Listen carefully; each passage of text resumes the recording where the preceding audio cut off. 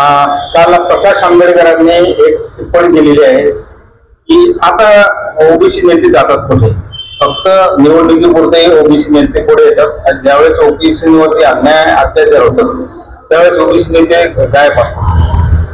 श्रद्धेय बाळासाहेब आंबेडकर हे खूप मोठे नेते आहेत. ज्या ज्यावेळी बहुजन समाजावर कुठे अन्याय होत असेल तर सर्वात प्रथम आवाज उठवणारे नेते म्हणून बाळासाहेब आंबेडकर ओळखले जातात. परंतु त्याचप्रमाणे छगनरावजी भुजबळ साहेब असतील, गोपीचंद पडळकर असतील, हे सुद्धा वारंवार सभागृहामध्ये ओबीसीच्या प्रश्नामध्ये भांडलेले आपल्याला पाहायला मिळालेले आहेत. परंतु आज गेल्या महाशिवरात्रीच्या दिवशी आणवा तालुका भोकरदन येथे आपल्या धनगर समाजातील अत्यंत प्रतिकूल, अत्यंत गरीब परिस्थितीतील कैलास बोराडे नामक तरुणाला अतिशय निर्दयीपणे अगदी माणसाला माणुसकीला काळीमा फासेल आणि राक्षसासारखे म्हणजे शिक्षा अगदी लोखंडी रॉड एकदम लालबुंद करून चटके देण्याचं काम केलं. अगदी त्याच्या शरीरावर 40-50 ठिकाणी डाग देण्याचं काम केलं. यावर आज कुणी बोललं पाहिजे, सर्वांनी बोललं पाहिजे. ज्याप्रमाणे बाळासाहेब आंबेडकर बोलतात त्याप्रमाणे सर्व ओबीसीनीच नाही, सर्व मराठा असतील, एससी नेते असतील, ओबीसी असतील, एसटी असतील, यांनी सर्वांनी या महाराष्ट्राला काळीमा फासली नाही पाहिजे, सर्वांनी आवाज उठवण्याचं काम केलं पाहिजे. कालच देशमुखांचे फोटो व्हायरल झालेले, खोडपणाने त्यांच्या हत्या झाली. अतिशय निर्दयी असे देशमुखांचे फोटो बघितले. ते पाहिल्याच्या नंतर कुणालाही म्हणजे अगदी निर्दयी माणसाला सुद्धा रोडू कोसळल्याशिवाय राहणार नाही. असं कृत्य कोणाकडेही झालं नाही पाहिजे. परंतु त्याचप्रमाणे आज आपल्या आणवा तालुका भोकरदन मध्ये कैलास बोराडे अगदी गरीब कुटुंबातील मुलावर जी पाळी आली, संतोष भैया देशमुखांना जशात निर्गुणपणे मारलं गेलं, फक्त कैलास बोराडे यांना जिवंत आहेत परंतु ते अतिशय मरण यातना भोगतायत आज हॉस्पिटलमध्ये. त्यांच्याविषयी आवाज उठायला कोणी समोर येत नाही.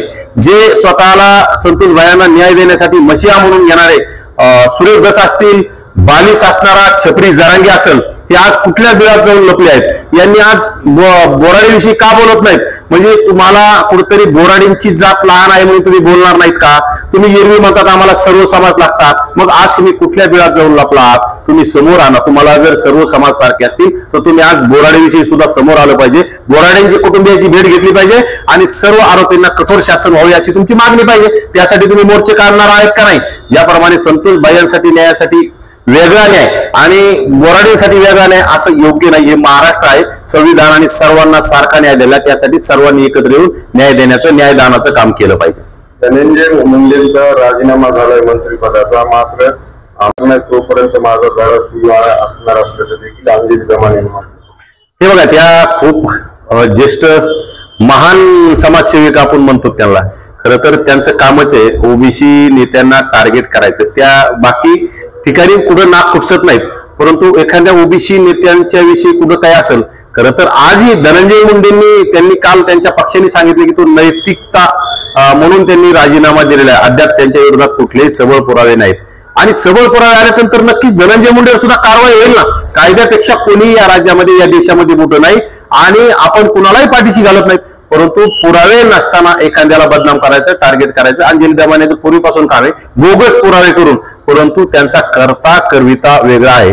धनंजय मुंडेंना टार्गेट करायचं, मराठा समाजाला खुश करायचं, मराठा समाजाला टार्गेट करायचं, ओबीसींना खुश करायचं. आज राज्यामध्ये एकच आका आहे, तो सर्वांचा आका आहे आणि त्यांनी फक्त सगळा खेळ लावलेला आहे महाराष्ट्राचा आणि महाराष्ट्रात जाती जातीत भांडण लावण्याचं काम केलेलं आहे. येणाऱ्या काळात ते तुम्हाला कोण आका आहे तुम्हाला समजून जाईल.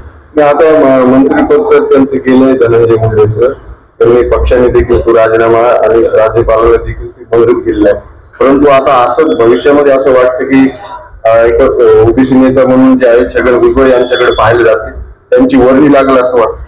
भविष्यात नाही, पूर्वीपासूनच भुजबळ साहेब हे राज्याचेच नाही देशाचे ओबीसीचे सर्वोत्तम नेते आहेत. आजपर्यंत त्यांनी ओबीसीच्या अनेक प्रश्नावर आवाज उठवण्याचं काम केलं, पण खरं तर ह्या राज्य सरकारने त्यांच्यावर अन्याय केलाय. या राज्य सरकारने खरं तर ओबीसीच्या पाठीत खंजीर खुपसलाय.